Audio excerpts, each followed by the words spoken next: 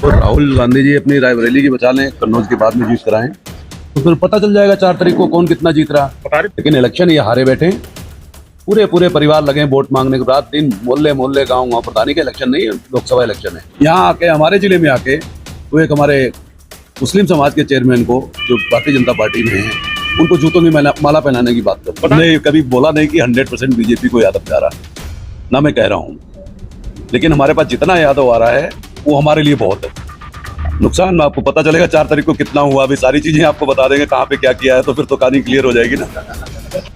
सबसे पहला सवाल सर, आज राहुल गांधी आकर कह गए कि यूपी में सबसे बड़ी जीत होने जा रही है कन्नौज में। देखो, राहुल गांधी जी अपनी रायबरेली की बचा लें, कन्नौज के बाद में जीत कराएं। और जहां तक कन्नौज की जीत की बात है, वो आज इस रैली से आपकी मीडिया ने ही दिखा दिया क्या है।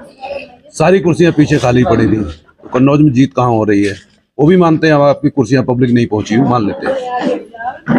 अभी अखिलेश यादव की पूरी फैमिली, अखिलेश यादव जी एक बड़े नेता हैं, अगर वो अकेले यहाँ आ जाते हैं, अगर ताकत है तो अकेले आके भी एक सभा करके चुनाव जीत सकते थे। डिम्पल जी आ गई, बच्चों को लगा दिया इलेक्शन में, पता नहीं कौन पूनम पंडित जी आई हैं जो कल हमारे एक मुसलमान समाज के चेयरमैन साहब हमारे जो बीजेपी में शामिल हुए के लिए, सिर्फ ये दिखाने के लिए कि हम चुनाव जीत रहे हैं। चुनाव इनका हार चुका था, मैंने आपको जैसा पहले भी बोला था, और आज इस रैली से बिल्कुल स्पष्ट हो गया कि ये चुनाव हारे बैठे हैं, जनता इनके साथ नहीं है। राहुल गांधी जी ने ये भी बोला है कि इस बार जो है आप इंडिया गठबंधन को जिताओ, अगर बीजेपी जीत गई तो संविधान खतरे में हो जाएगा, खत्म कर देंगे ये लोग, चुनाव नहीं होगा, आखिरी चुनाव है। राहुल गांधी जी को कोई सीरियस लेता नहीं है, उनकी बात को इतना सीरियस ना लिया जाए, ना सुना जाए। अभी तक वो 2014 से लेके अब तक यही बोलते आए हैं, कभी ईवीएम को दोष देते हैं, कभी प्रधानमंत्री को बदतमीजी से बोलते हैं, वो गलत है। उनको थोड़ा सा सोच समझ के बोलना चाहिए। कहाँ से गठबंधन जीत रहा है, मुझे एक जगह तो पता चले। यूपी में बता रहे हैं कि हम तूफानी तरीके से जो है हम आ रहे हैं यूपी में। कन्नौज भी 5 लाख से जीत रहे हैं, सारी जगह 5 लाख से कम से जीत ही नहीं रहे हैं, तो फिर पता चल जाएगा 4 तारीख को कौन कितना जीत रहा। बता रहे भीड़ मेरी रोक दी गई थी, भीड़ रोक दी थी कन्नौज में। आप बता रहे कि भीड़ नहीं थी, कुर्सियां खाली थी, बता रहे भीड़ तो मेरी रोक दी गई है। यही दोषारोपण होगा कि पुलिस ने रोक दिया, पुलिस ने इंटरफेरेंस किया। जब हार जाएंगे तो बाद में कहेंगे ईवीएम में सेटिंग हो गई थी, इसके अलावा कुछ नहीं। 4 तारीख को बैठ के सारे यही बोलेंगे ईवीएम में था। बता रहे हैं कि अब की इस बार जो है कार्यकर्ता उनके जो 13 तारीख को वोटिंग हो जाएगी, पूरी तरीके से सब वहीं पे रहेगा ईवीएम के पास, अब की छेड़खानी नहीं कर पाएंगे। तो हमने पहले कौन से ईवीएम उठा के ले गए थे? बता रहे अंदर कर लेते हैं। 2014 में भी थी यही ईवीएम थी, 2019 में भी थी, 2024 में भी थी, तब कौन से ईवीएम उठा के ले गए थे? चुनाव तो वही हो रहा है ना। लेकिन सबसे बड़ा बाद में जब हार जाते हैं तो उसके बाद में एक ही चारा बचता है कि ठीकरा फोड़ दो इनके सिर पे, ईवीएम खराब थी। लेकिन इलेक्शन ये हारे बैठे हैं, पूरे पूरे परिवार लगे वोट मांगने को, रात दिन मोहल्ले मोहल्ले गाँव प्रधानी का इलेक्शन नहीं है, लोकसभा इलेक्शन है। आप भी जानते हो प्रत्याशी इतना बिजी होता है कि वो हर गांव तक में भी नहीं पहुंच पाता। यहाँ तो मोहल्ले और घर घर में वोट मांगे जा रहे हैं, रात को 2 बजे पैसे बांटे जा रहे हैं, 300 रुपए पर्चे के साथ, 500 रुपए मोटरसाइकिल के साथ। पैसे से इलेक्शन नहीं जीता जाता, वो जमाने निकल गए हैं। जनता जागरूक हो चुकी है, विकास को वोट होगा, माननीय नरेंद्र मोदी जी के लिए वोट होगा। मोदी जी ने बेरोजगार कर दिया, राहुल गांधी बोल के गए अभी कन्नौज में, थाली बजवाइए सिर्फ युवाओं को बता रहे हैं। दानिश भाई, राहुल जी बहुत पढ़े लिखे इंसान है, वो इतनी बड़ी बेवकूफ़ी कैसे कर रहे हैं मैं नहीं जानता, मैं भी उनके साथ रहा हूँ।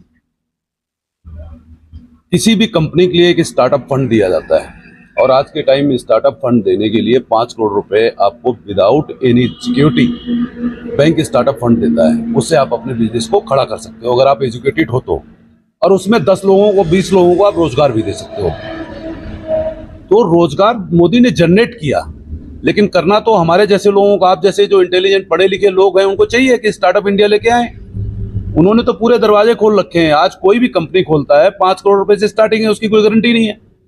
अब 5 करोड़ रुपए लेके आप कोई छोटा बिजनेस भी अगर करते हो तो उसमें 20 आदमी को रोजगार मिलता है। क्यों किसी पे डिपेंड हो? गवर्नमेंट की नौकरी आएगी, प्राइवेट उन्होंने इतनी दे दी, लेकिन जिसको करना नहीं है वो मोदी के सिर पे ठीकरा फोड़ रहा। सरकार लाए कहाँ से, पैसा कहाँ से लाए? 22 लोगों को तो जो है पूरे हिंदुस्तान का पैसा जो है उनका कर्जे माफ कर दिए 22 लोगों के। सर आप एक बात बताओ, आज एक पढ़ा लिखा एजुकेटेड लड़का आज अगर कंपनी खोलता है, ये मैं प्रैक्टिकल बात कर रहा हूँ, पता नहीं लोगों को क्या समझाया जाता है, प्रैक्टिकल बात कर रहा हूँ।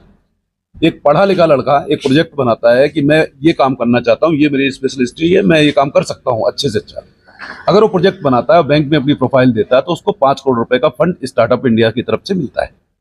वो 5 करोड़ से अपने बिजनेस को चला सकता है। अब उसमें 10 लोग 15 लोगों को रोजगार भी दे सकता है। अब मोदी जी आके आपकी कंपनी तो नहीं चलाएंगे, ये तो आप ही चलाएंगे। फिर आप कहते हैं बेरोजगारी हो गई, काम आप खुद नहीं करना चाहते, फ्री की खाना चाह रहे हैं। जो हमारा यूथ पढ़ा लिखा है उसको चाहिए वो आगे निकल के आए, अपने बिजनेस को डेवलप फ्री के चक्कर में 5 किलो राशन तो दे रहे हैं मोदी जी, खिलवा रहे हैं गरीबों को। अरे हम उन्हें 1 लाख रुपए महीना देंगे हर महिला के खाते में। ओ सॉरी, माफ कीजिएगा, साल में। कहाँ से 1 लाख रुपए देंगे, वो आएगा कहाँ से? जहां इन्होंने ये बता के गए हैं कि जब 22 लोगों का इतना 16,000 करोड़ रुपए माफ किया जा सकता है तो वही पैसा जो है इधर देंगे। केजरीवाल ने भी कुछ ऐसे किया था, महिलाओं को फ्री यात्रा कर दी थी, बिजली के बिल माफ कर दिए थे, पानी के बिल माफ कर दिए थे। आखिर में क्या पकड़ा गया? शराब घोटाला। तो कहीं ना कहीं तो बड़ा घोटाला करेंगे तभी कर पाएंगे। इनके पास और ऐसा कौन सा जादू आ गया है? आरोप बीजेपी पे भी लगता है कि उन्होंने इलेक्ट्रल बॉन्ड घोटाला किया है, इतना बड़ा, पाकिस्तान से भी चंदा ले लिया। वो कोई घोटाला नहीं था। इलेक्ट्रल बॉन्ड के बारे में इनको जानकारी नहीं है, वो कोई घोटाला था ही नहीं। आपकी अपनी स्वेच्छा, आपकी अपनी इच्छा है। हमारी इच्छा है, हम पार्टी फंड देना चाहते, किसी एनजीओ को देना चाहते, वो हमारे ऊपर डिपेंड करता है। कोई जबरदस्ती से किसी से नहीं लिया गया। नोट के कन्नौज पे आते हैं, कितनी दमदारी के साथ कन्नौज जीत रहे हैं। कन्नौज हमने आपको पहले भी बताया था कि हम 1 लाख से कम में नहीं जीतेंगे और उतना जीत के दिखाएंगे। और लगे हुए हैं सारे लोग, और जो पड़ोसी हैं, जो लड़ने वाले लोग हैं, उनकी स्थिति आपको बेहतर पता होगी कि 24 घंटे नींद उड़ी हुई है, शराब भी बट रही है, पैसे भी बट रहे हैं। हमारी तरफ से ना शराब बट रही, ना पैसे बट रहे हैं। हम लोग अपने वोट मांगने निकलते हैं, वोट मांगते हैं। बड़े बड़े नेता समाजवादी पार्टी के जो है कन्नौज में डेरा डाल चुके हैं। ऐसे में बीजेपी किस तरीके से लगता है कन्नौज जीत पाएंगी या नहीं? क्योंकि हर तरीके से, हर नुक्कड़ पर उनका एक समाजवादी कार्यकर्ता, कहीं बाहर से बड़ा नेता आके पहुंच रहा है कन्नौज। देखो, समाजवादी के सारे नेता, कांग्रेस के सारे नेता, आपके सारे नेता, सारे नेताओं ने सिर्फ कन्नौज में आके डेरे डाले हुए हैं। और एक अपनी भाषण जिस तरीके से वो लोग दे रहे हैं, कल आप ही ने शायद इंटरव्यू लिया था वो पूनम पंडित का, जिस भाषा शैली का वो प्रयोग कर रही हैं, वो पता नहीं कौन है। कभी राहुल जी के शादी करने लगती हैं, कभी किसान उन्हें मारने लगते हैं, तो मेरी माता जी बीमार है, स्टोरियाँ डिफरेंट टाइप। यहाँ आके, हमारे जिले में आके, वो एक हमारे मुस्लिम समाज के चेयरमैन को, जो भारतीय जनता पार्टी में हैं, उनको जूतों की माला पहनाने की बात करते बता रहे। तो वो हमने कांग्रेस से टिकट दिया था, दमदारी से उन्होंने कैंपेन भी की, उनकी रैली भी की, इस वजह से वो जीते, इसलिए मैंने कह दिया ये बात। तो पूनम पंडित जी को बोलो, यहाँ प्रधानी तो किसी की जिता के जाए, वो तो चेयरमैन का इलेक्शन था समदन का, और अभी आई इलेक्शन में भी जितवा लें। और इससे पहले कहाँ कहाँ गई, जितवा के आई, वो भी पता चल जाएगा। बातें बहुत ज्यादा करने से काम नहीं चलता। वो अपना इलेक्शन हार गई थी। वो अपना तो हार ही नहीं, सबको ही पता है।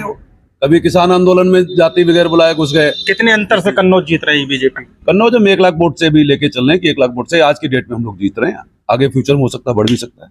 सर्व समाज का वोट मिल रहा है, सर्व क्योंकि समाज, लोधी और यादव जो है बता रहे हैं वो हमारी तरफ आ गया, आप लोग बता रहे हैं। देखो ये सर, हमने कभी बोला नहीं कि 100% बीजेपी को यादव जा रहा, ना मैं कह रहा हूं। लेकिन हमारे पास जितना यादव आ रहा है वो हमारे लिए बहुत है। रही बात लोधी समाज को, इधर का एरिया आप घेर में, धर्मेंद्र यादव, उधर दिनेश यादव, उधर संजू कटियार, कितना क्या नुकसान कर पाएंगे? नुकसान आपको पता चलेगा 4 तारीख को कितना हुआ। अभी सारी चीजें आपको बता देंगे कहाँ पे क्या किया है, तो फिर तो कहानी क्लियर हो जाएगी ना। कर रहे हैं कुछ लोग, सपक झंडा मांग के भी चल रहे हैं। सपा का झंडा चल रहा है, लेकिन वोट बीजेपी को जाएगा। मजबूरी रहेगी उनकी। नहीं, मजबूरी नहीं है उनकी, उनको पता है कि होना यही है। लेकिन अब वो डरते हैं कि पहले रहे हैं, सांसद जी को बुरा लग जाएगा।